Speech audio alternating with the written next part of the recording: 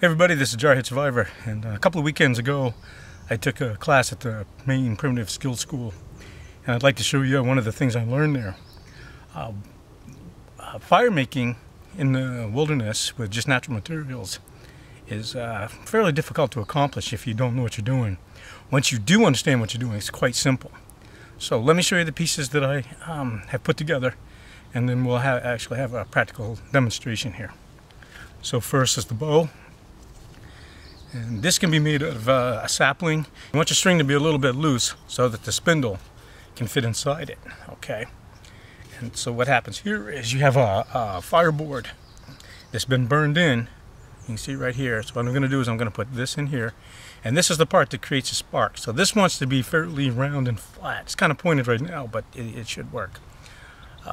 And this just fits in here. And pretty soon I'm going to twirl it back and forth, bearing down on it using the bearing block. So I push down like this. I had been trying to do this for about a year or so and hadn't had any luck. I could get very close. I got smoke and all kinds of stuff, but I never quite got the coal. And the reason for that was I had not been lubing up my bearing block. And basically you just take a little lubrication. I use some Fir sap, which is very thin compared to pine sap.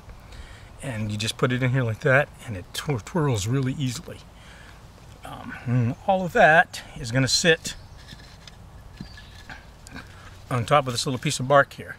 And what happens is that I will catch the coal in the bark, and then I will take and dump it into the tinder bundle. Alright, so having said all that, let's give it a try. I'm going to back up a little bit so you can see. Stepping on my tinder bundle. Okay, so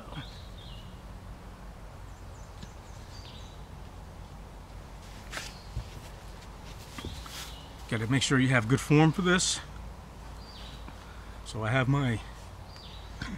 everything's ready to go here. My bow is ready to go. I put it in. I lock my wrist, and my hand is right directly over the top of the spindle, bearing straight up and down. Then I start twirling it. And once I see that I have enough ashes built up, I'm going to twirl it about 20 times really fast. And that should give the heat that I need in order for it to catch. So let's get going.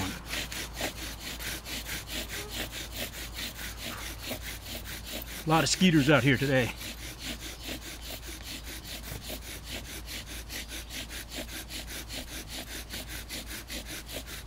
It's starting to get a little smoke.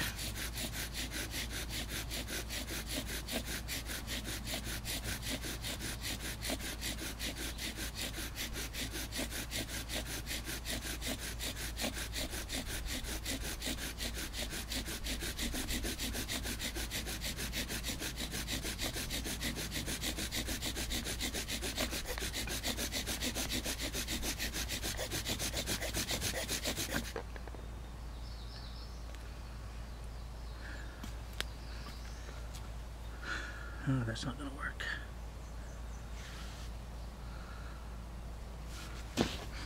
My bark should have been flat, and it wasn't quite.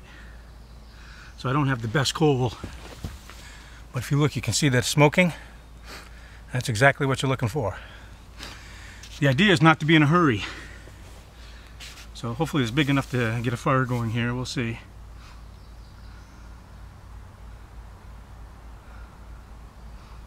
If it had laid flat, this would have come out a lot better, I think.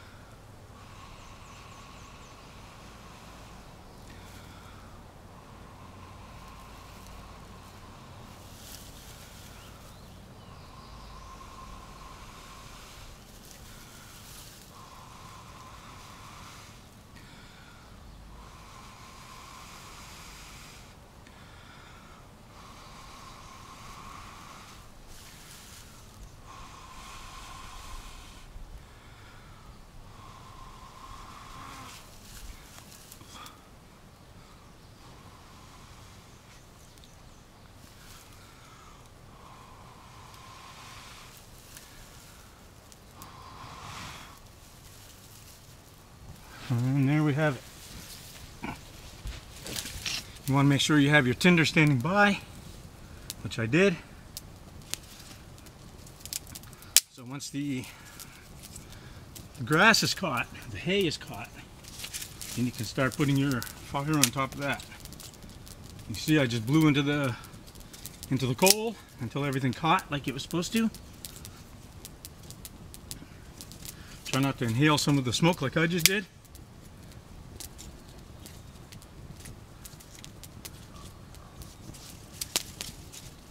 And then you just build your fire right on top of that.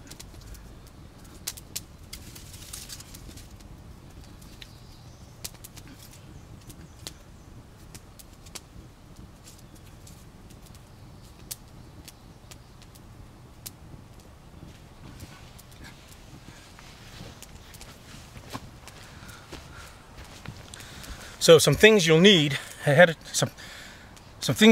time are your tinder, your kindling.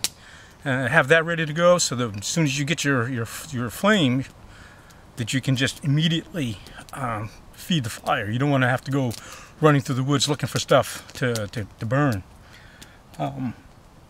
Make sure that your drill kit stays nice and dry. I put mine on the ground. I shouldn't have done that. It's been really dry here in Maine lately, so not too big a deal. So, and as you can see, I've started a few fires with this already. This was made out of cedar. This piece here, this was the bearing block, was made from beech. So the two pieces, the two important pieces are the spindle and the fireboard, and these were both made from cedar. But you can do it. I've made them from fir here, right in my own forest, and everything works great. So that's it for now. Jarhead signing off. Talk to you later.